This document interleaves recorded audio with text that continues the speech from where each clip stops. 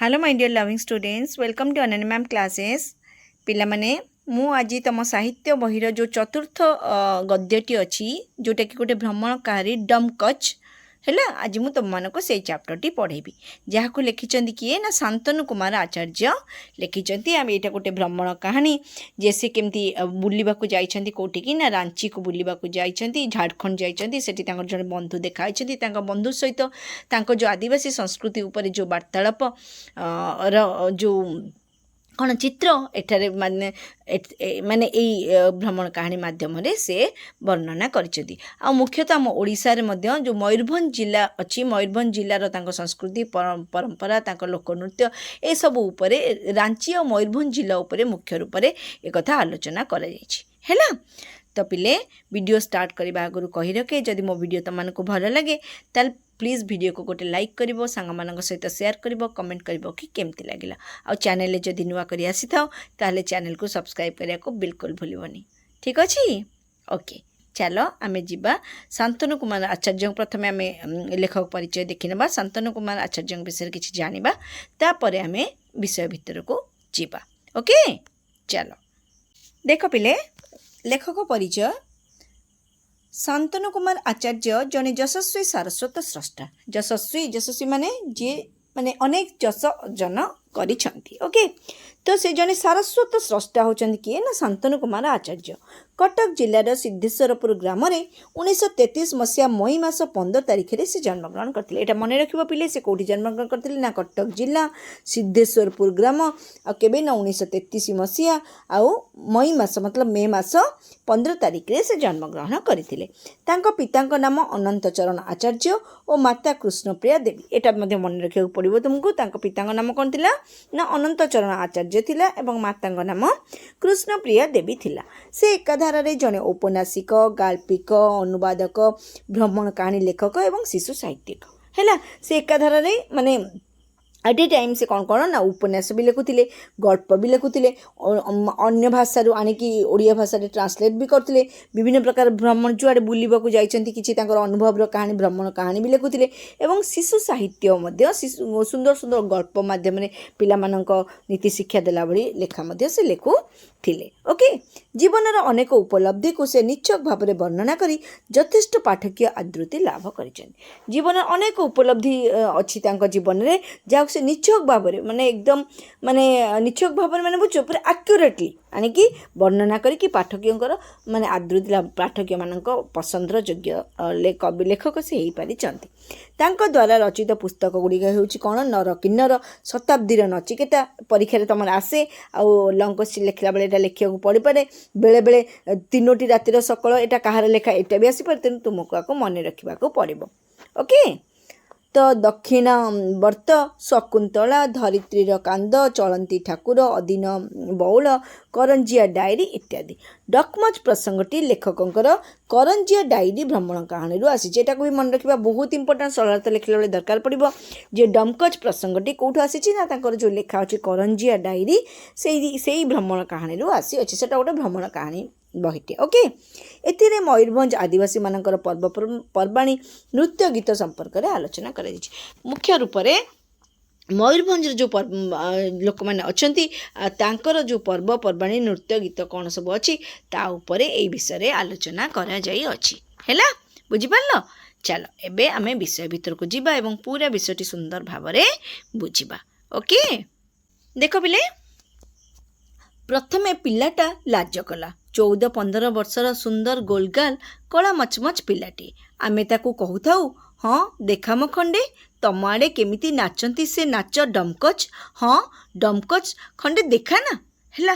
तो ये किए प्राबंधिक कहउचंती बा लेखक कहउचंती जे गोटे पिला को से देखिचंती, जो पिलाटा कोन ना तांकू देखिकी भारी लाज करी जाइछि। 14-15 वर्षर पिलाटी हबो, गोलगाल कला मचमचिया गोलगालिया पिलाटे। ओके, आमे ताको कहूथाऊ माने शिक्षक एवं ताकर बने जो माने शांतनु कुमार आचार्य एवं ताकर जने बंधु कहूथाऊ, हाँ देखा म खंडे तम आड़े केमिति नाचंती डमकच। से पिलाटा को आमे कहूथाऊ जे नाचिलु नाचिलु देखिबा बाबू रे, तू टिके नाच तो देखिबा तम आड़े जो डमकच नाच हुए देखिए तते केमिति आसुची, नाच ना। हाँ डमकच खंडे देखा ना, ताको आमे कहूछु देखा ना, देखा टिके तो डमकच खंडे देखा। ପିଲାଟା ନାଚିଲା ନାହିଁ, ଖାଲି ଗୀତଟେ ମଧ୍ୟ ବୋଲିଲା। ସେ ପିଲା ସେଠୁ ସେ ଲେଖକ ଏବଂ ତାଙ୍କ ବନ୍ଧୁ 2 ଜଣ ଯାଇଛନ୍ତି। ତ ତାକୁ ଦେଖିକି ସେ କେବଳ ନାଚିଲାନି, ଗୀତ ମଧ୍ୟ ଗାଇଲା। ସେ ଗୀତ ପହିଲି ପଦ କେତୋଟି ଥିଲା କ'ଣ? ଗୋମୁଲାକ ଟୋଙ୍ଗରି ମେକା ମେଲା ଲାଗେ ନା, ରାମଜୀଙ୍କର ମେଲା ଲାଗିଲେ, ସୀତାଜୀ ଆଇଗ ଜୋରନା ଅଗନ କୁଡ଼େ ଆଇଗ ଲାଗେ, ରାମୁ ତ ଇଛୁ ମଞ୍ଜି ଭେଲେ ଧିଅନ। ଅର୍ଥ କ'ଣ ପିଲେ? ତ ସେଇ ଯେଉଁ ଗୀତ ସେ ଗାଇଲା, ଏଇ ଗୀତଟି ଗାଇକି ସେ କ'ଣ କଲା ନା ନାଚିବାକୁ ମଧ୍ୟ ଲାଗିଲା। ଠିକ୍ ଅଛି, ମୁଁ ବି କିଛି ବୁଝିପାରିଲିନି, ତୁମେମାନେ ବି ଏଇଟା ବୁଝିପାରିନଥିବ। ଆମେ ତ ଏ ଭାଷା ଜାଣିନାହାନ୍ତି ନା, ଯଦିଓ ଏଇଟା ଓଡ଼ିଆ ଭାଷା, କିନ୍ତୁ ଓଡ଼ିଆର ଏଇଟା ଆଦିବାସୀ ଭାଷା, ଆମେ ତ ସେଟାକୁ ବୁଝିନାହାନ୍ତି। ତାର ଅର୍ଥ ଏଠାରେ ଦେଇଛି। କ'ଣ ଦେଇଛି? ଯେ ପ୍ରଥମ ପଦ କ'ଣ ଥିଲା? ଗୋମୁଲାକ ଟୋଙ୍ଗରି ମେକା ମେଲା ଲାଗିଲେ। ଅର୍ଥ କ'ଣ? ଗୋମଲା ସବ୍ ଡିଭିଜନର ହେଡ଼କ୍ୱାର୍ଟରରେ ଛୋଟେ ପାହାଡ଼ ଟୋଙ୍ଗରି ଅଛି, ଉପରେ କି ମେଳା ଲାଗିଲା ରେ, କି ମେଲା ଲାଗିଲା ରେ। ହେଲା, ଗୁମଲାକରେ ଯେଉଁ ଟାଙ୍ଗେଲା ଅଛି, ଟାଙ୍ଗୋରି ପାହାଡ଼ ଅଛି, ସେଠି କି ମେଳା ନ ଲାଗିଛି, ମାନେ ଆଶ୍ଚର୍ଯ୍ୟ ହେଇକି ସେ କହୁଛି। ଓକେ, ରାମଜୀଙ୍କ ମେଲା ଲାଗିଲା, ରାମଙ୍କର ମେଳା ଲାଗିଲା। ସୀତାଜୀ ଆଇକ ଜୋରନା ଅଗ୍ନି କୁଣ୍ଡେ ଆଇନ ଲାଗେ, ସୀତାଜୀ ଚୁଲିରେ ନିଆଁ ଧରଉଛନ୍ତି। ଆଉ କ'ଣ? ଚୁଲିରେ ନିଆଁ ଧରିଛି, ରାମୁ ତ ଲକ୍ଷ୍ମଣଜୀଉ ଭଲେ ଧିଅନ, ଆଉ ରାମ ଲକ୍ଷ୍ମଣ ଧ୍ୟାନରେ ବସିଛନ୍ତି। ଏଇଭଳିଆ ଗୋଟେ ମେଳା ଲାଗିକି ସେଠି ଏମିତି ଗୋଟେ କ'ଣ ହେଉଛି, ମାନେ ଫଙ୍କସନ୍ ହେଉଛି, ଯେଉଁଠି ଏଇଭଳିଆ ଗୋଟେ ଚିତ୍ର ସବୁ ଦେଖାଯାଉଛି ଯେ ରାମଜୀଙ୍କର ମେଳା ଲାଗିଛି। ସେଠି ସୀତାଜୀ ଚୁଲିରେ ବସିକି ନିଆଁ ଧରଉଛନ୍ତି, ଚୁଲିରେ ନିଆଁ ଧରିଛି, ରାମ ଲକ୍ଷ୍ମଣ ଧ୍ୟାନରେ ବସିଛନ୍ତି। ଏଇଭଳି ଗୋଟେ ଗୀତ ଗାଇ ସେ କ'ଣ କଲା ନା ଡମ୍କଚ୍ ନାଚକୁ ନାଚିଲା। ଓକେ, ଦେଖିଲି ଅପୂର୍ବ ଭଙ୍ଗୀରେ ସେ ନୃତ୍ୟ, ଶୁଣିଲି ଅଶ୍ରୁର ସ୍ୱର ସେ କଣ୍ଠରୁ। ସେଠି ଲେଖକ କହୁଛନ୍ତି ଯେ ମୁଁ ଦେଖିଲି ଅପୂର୍ବ ଭଙ୍ଗୀରେ ସେ ଏ ଗୀତ ଗାଇକି ନୃତ୍ୟ କଲା, ଏବଂ ଶୁଣିଲି ମାନେ ଅଶ୍ରୁତ ସ୍ୱରରେ, ମାନେ ମୁଁ ଏମିତିଆ ସ୍ୱର ଶୁଣିନି, ଅଶ୍ରୁତ ଯେଉଁଟା ଶୁଣିନି, ଏଭଳିଆ ସ୍ୱରରେ ସେ କଣ୍ଠରୁ ସେ ଗୀତ ଗାଇଲା।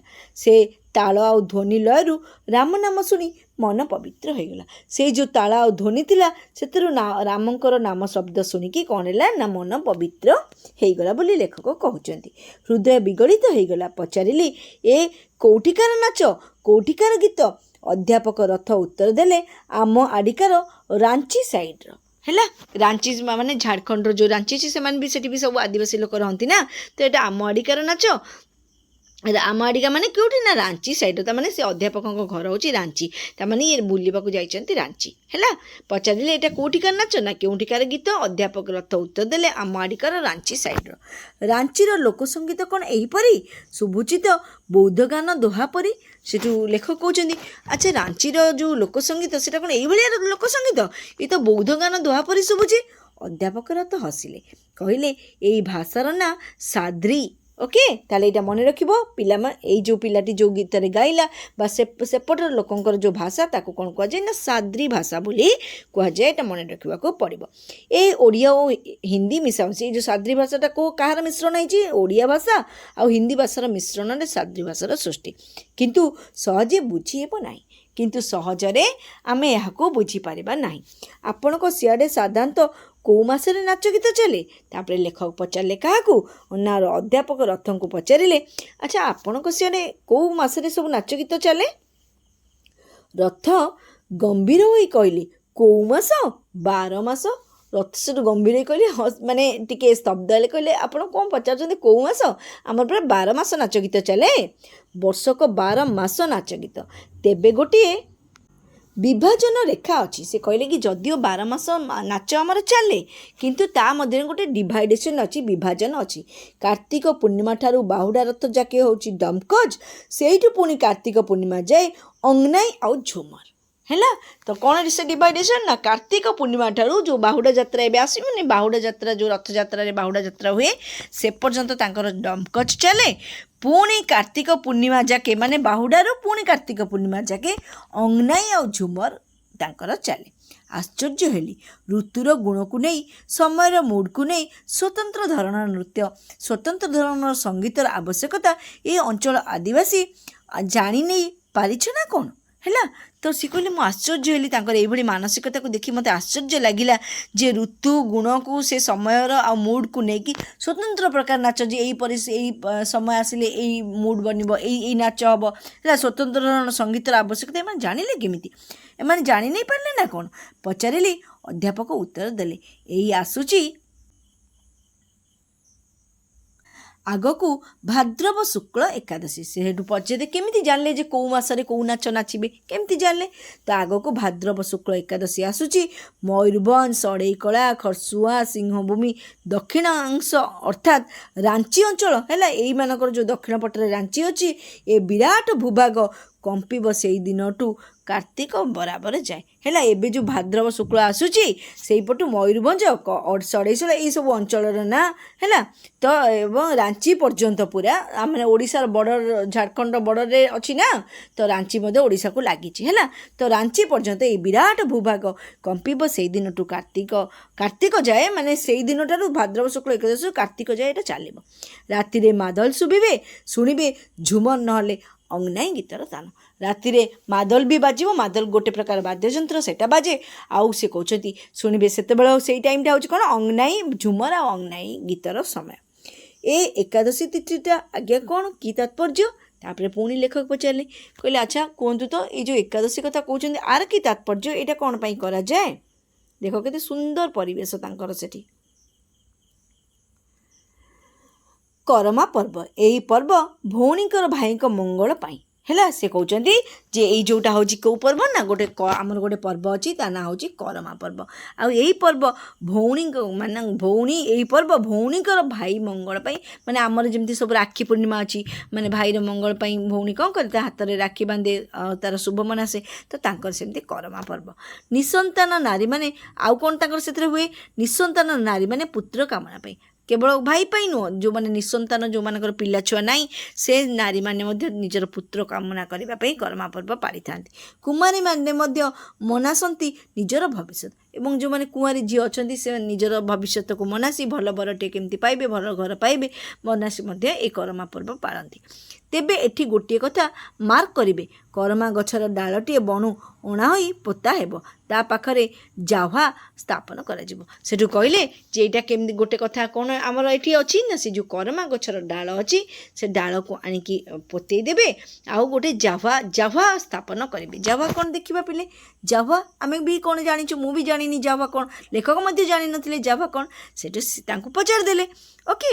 ତ ତାଙ୍କୁ ଏଥିରେ ପଚାରିଲେ, ସିଏ କହିଲେ ଜାହ୍ୱା କ'ଣ ଶୁଣ, ବଡ଼ ଇଣ୍ଟରେଷ୍ଟିଂ ସେ ଜାହ୍ୱା ଆଜ୍ଞା। ସେଠୁ ଅଧ୍ୟାପକ ଲୋକ ସେ କହିଲେ ଜାହ୍ୱା ଜାଣିନାହାନ୍ତି, ଶୁଣୁନାହାନ୍ତି, ବହୁତ ଜ୍ୟାଦା ଇଣ୍ଟରେଷ୍ଟିଂ। କ'ଣ ନା, ପର୍ବର 7-8 ଦିନ ପୂର୍ବରୁ ଓଦା ବାଲିରେ କ'ଣ ନା, ଧାନ, ଗହମ, ହରଡ଼ ପ୍ରଭୃତି ବିହନ ବତୁରି ଗଜା ହେଇଥିବ।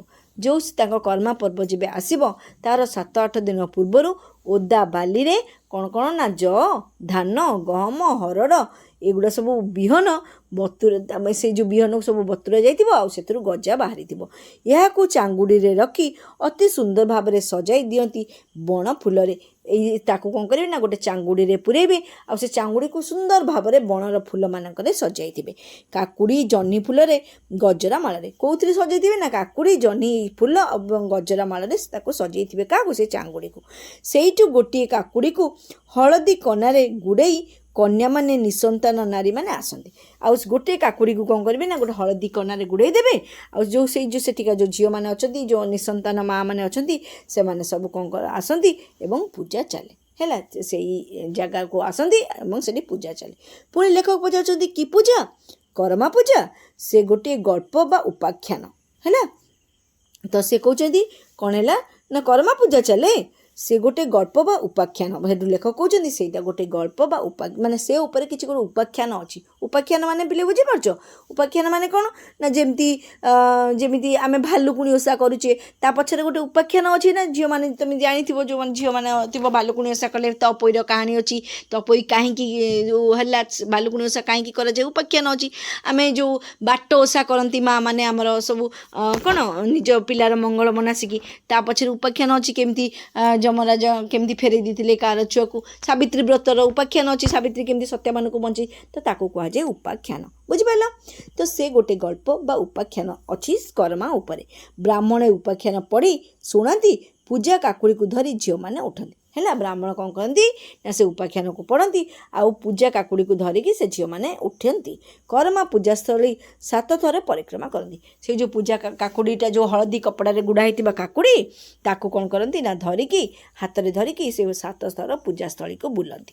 ସେଠୁ ଘରକୁ ଯାଆନ୍ତି, ଖିଆପିଆ ସାରି ଫେରନ୍ତି। ସେଇଠୁ ତାପରେ ଘରକୁ ପଳାନ୍ତି, ସେଇଠୁ ଖାଇ ପିଇ ଦେଇକି ଆସନ୍ତି।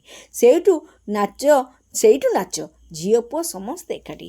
ତାପରେ ଘରକୁ ଯାଆନ୍ତି ଖାଇ ପିଇ ସାରିକି, ତାପରେ ଫେରିକି କ'ଣ ତାଙ୍କର ନାଚ ଗୀତ ଚାଲେ। ଝିଅ ପୁଅ ସମସ୍ତେ ମିଶିକି ନାଚନ୍ତି। ମାଦଲ ବାଜେ, ମାଦଲ ଶବ୍ଦ ଶୁଣିନାହାନ୍ତି ଆଜ୍ଞା? ସେଠୁ ପଚାରୁଛନ୍ତି ଆପଣ ମାଦଲ ଶବ୍ଦ ଶୁଣିନାହାନ୍ତି?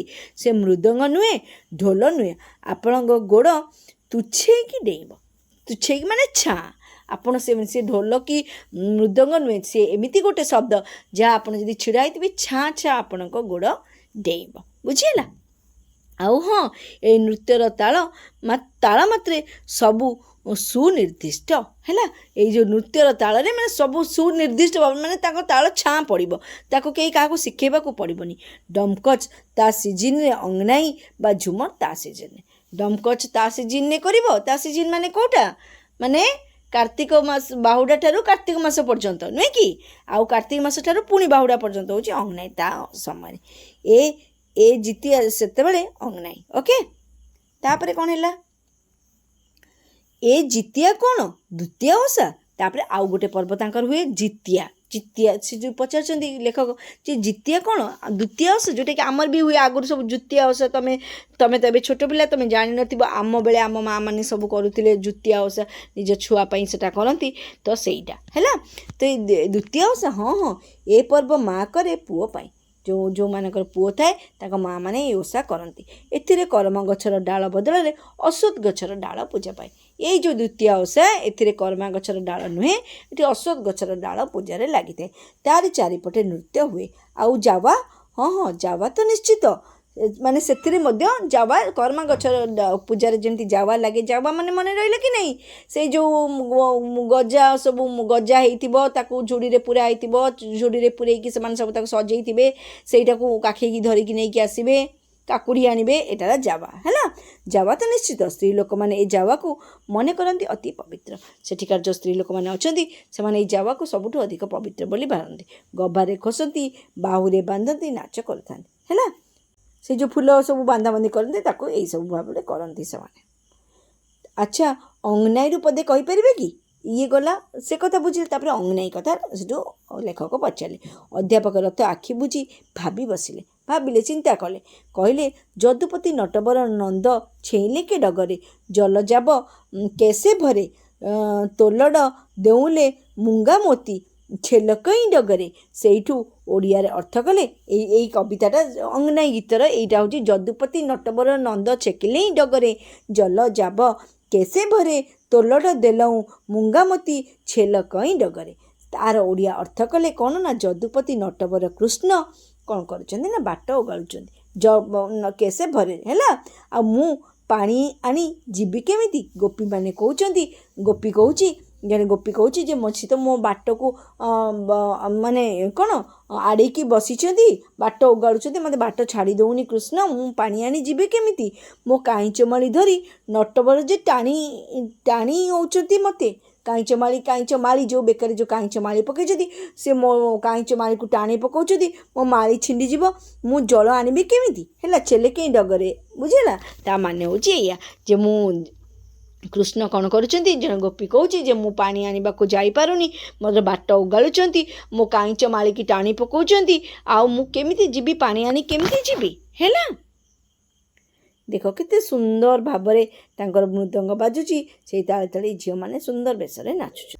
ରାମ ଓ କୃଷ୍ଣ ନାମ, ଏ ଦୁଇ ନାମକୁ ଜପାମାଳି କରି ଭାରତ ବଞ୍ଚିଛି। ସେଠୁ କବି ଲେଖକ ଚିନ୍ତା କଲେ, ତେଣୁ ରାମକୃଷ୍ଣ କେବଳ ଆମ ପାଖରେ ନାହାନ୍ତି, ଆମେ କେବଳ ରାମକୃଷ୍ଣଙ୍କୁ ପୂଜା କରୁନୁ, ଆଦିବାସୀ ସମ୍ପ୍ରଦାୟ ମଧ୍ୟ ସେମାନେ ମଧ୍ୟ ସେଇ ରାମକୃଷ୍ଣକୁ ପୂଜା କରୁଛନ୍ତି। ତାମାନେ ଏଇ ଦୁଇଟି ନାମ ତ ପୁରା ଭାରତକୁ ତ ବଞ୍ଚେଇକି ରଖିଛି। ଯେତେ ଗୀତ, ଯେତେ ନାଚ, ଯେତେ ହାଣ୍ଡିଆ, ଯେତେ ମଉର, ସବୁ ଏଇ ନାମ ଦୁଇଟିର ପାଦ ତଳେ ସମର୍ପିତ। ତ ଲେଖକ କହୁଛନ୍ତି, ଯିଏ ଯାହା କରୁ ପଛେ, ଯେତେ ଗୀତ ଗାଉ, ନାଚ କରୁ, ହାଣ୍ଡିଆ ଗାଉ, କିନ୍ତୁ ସମସ୍ତେ ଏଇ ରାମକୃଷ୍ଣ ନାମର ପାଦ ତଳେ ତଳେ ନିଜକୁ ସମର୍ପି ଦେଇଛନ୍ତି। ଏହି ସମର୍ପଣ ହିଁ ଭାରତର ସଭ୍ୟତା, ଭାରତର ସଂସ୍କୃତି, ଆଉ କିଛି ନୁହେଁ। ସେ କହୁଛନ୍ତି, ଯେ ଲେଖକ କହୁଛନ୍ତି ଯେ ଏଇ ଯେଉଁ ସଭ୍ୟତା, ଏଇ ଯେଉଁ ସମର୍ପଣର ଭାବ ହିଁ ଆମର ସଂସ୍କୃତି, ଆମ ପରମ୍ପରାକୁ ଉଜ୍ଜୀବିତ କରି ରଖିଛି। ଭାଦ୍ରବ ଶୁକ୍ଳ ଏକାଦଶୀ ଦିନ ନିଜ ଆଖି ଆଗରେ ଏଠାକାର ଗୋଟିଏ ଗାଁରେ ପାଳିତ ହେଉଥିବା କରମା ପର୍ବ ଦେଖିଲି। ହେଲା, ଭାଦ୍ର ଶୁକ୍ଳ ଏକାଦଶୀ ଦିନ ସେଠି ପାଖରେ ଗୋଟେ ଗାଁ ଅଛି, ସେ ଗାଁରେ ଯେଉଁ କରମା ପର୍ବ ପାଳିତ ହୁଏ ତାକୁ ଦେଖିଲି। ଅଧ୍ୟାପକ ରଥ ରାଞ୍ଚିର ଲୋକ ସଂସ୍କୃତି ସମ୍ପର୍କରେ ଯାହା କହିଲେ ତାହାଟି ମୟୂରଭଞ୍ଜର ଗାଁ ଗାଁ ଅବିକଳ ଏକା ଭଳି ଚାଲିବା ଦେଖିଲି। ହେଲା, ମୟୂରଭଞ୍ଜରେ ମଧ୍ୟ ଆମର ମୁଁ ଯାଇଥିଲି ଯେତେବେଳେ, ରାଞ୍ଚି ତ ଯାଇଥିଲେ, ସେ ରାଞ୍ଚିର କାହାଣୀ କହିଲେ, ସେ ଯାହା କହିଥିଲେ ଅବିକଳ ଭାବରେ ଆମ ମୟୂରଭଞ୍ଜରେ ମଧ୍ୟ ଠିକ୍ ଏକ୍ଜାକ୍ଟଲି ସେଇଭଳି ଜିନିଷ ମୁଁ ଏଠି ଦେଖିବାକୁ ପାଇଲି। ଏହାକୁ ଖାଲି ଆଦିବାସୀ ଅର୍ଥାତ୍ ହୋ, ମୁଣ୍ଡା, ଓରାଙ୍ଗ ମାନେ ପାଳନ୍ତି ନାହିଁ, ପାଳନ୍ତି ମଧ୍ୟ ମହାନ୍ତ ମାନେ। ଏଇ ଯେଉଁ ସବୁ ଜାତିର ରହିଲେ, ଓ ହୁଣ୍ଡା, ମହନ୍ତ, ଏମାନେ ଟିକେ ଛୋଟ ଜାତି, ମହନ୍ତ ମାନେ ଟିକେ ବଡ଼ ଜାତି, କିନ୍ତୁ ଛୋଟ ବଡ଼ ସମସ୍ତେ ଏହାକୁ ପାଳିଥାନ୍ତି। ପାଳନ୍ତି ମଧ୍ୟ ସମସ୍ତେ ଯେଉଁମାନେ ଜୀବନକୁ ଦୁଃଖର ଗନ୍ତାଘର ନ କହି ଆନନ୍ଦ ଉତ୍ସ ମନେ କର। ହେଲା, ଏ ସମସ୍ତେ ପାଳନ୍ତି ଯେଉଁମାନେ ଜୀବନଟା ଯେତେ ଦୁଃଖ କଷ୍ଟ ଆଇଲେ ବି ତାକୁ ଦୁଃଖର ଗନ୍ତାଘର ସେମାନେ ଭାବନ୍ତି ନାହିଁ, ଏହାକୁ ଆନନ୍ଦର ଉତ୍ସବ ଭାବି ତାକୁ ବର୍ଷ 12 ମାସ ତାଙ୍କ ଭିତରେ ଯେତେ ଦୁଃଖ କଷ୍ଟ ଯନ୍ତ୍ରଣା ଥିଲେ ମଧ୍ୟ ସେ ତାକୁ ଖୁସିରେ ପରିବର୍ତ୍ତନ କରି ଖୁସି ମନାନ୍ତି। ସାରା ରାତି ମାଦଲର ଗୁମ୍ ଗୁମ୍ ଆଉ ଝୁମ୍ ଝୁମ୍ ସ୍ୱର ଶୁଭିଛି ଏଇଲେ କରମା ଉତ୍ସବ ଉପଲକ୍ଷେ। ସବୁଆଡ଼େ ପୁରା ଝୁମ୍ ଶବ୍ଦ ଆଉ ଝୁମର ଶବ୍ଦ ଏଇ କରମା ଉପଲକ୍ଷେ ସବୁଆଡ଼େ ଶୁଭି ଚାଲିଛି। ବୁଝିହେଲା ପିଲାମାନେ? ବୁଝିପାରିଲ କି ନାହିଁ? ମୁଁ ଆଶା କରୁଛି ତୁମେମାନେ ଭଲସେ ବୁଝିଥିବ। ଯଦି ଫିର୍ ବି ତୁମର କିଛି ଡାଉଟ୍ ରହିଲା ମୋତେ ତୁମେ କମେଣ୍ଟ ବକ୍ସରେ ପଚାରିବ, ମୁଁ ତା'ର ଆନ୍ସର୍ ନିଶ୍ଚୟ ଦେବି।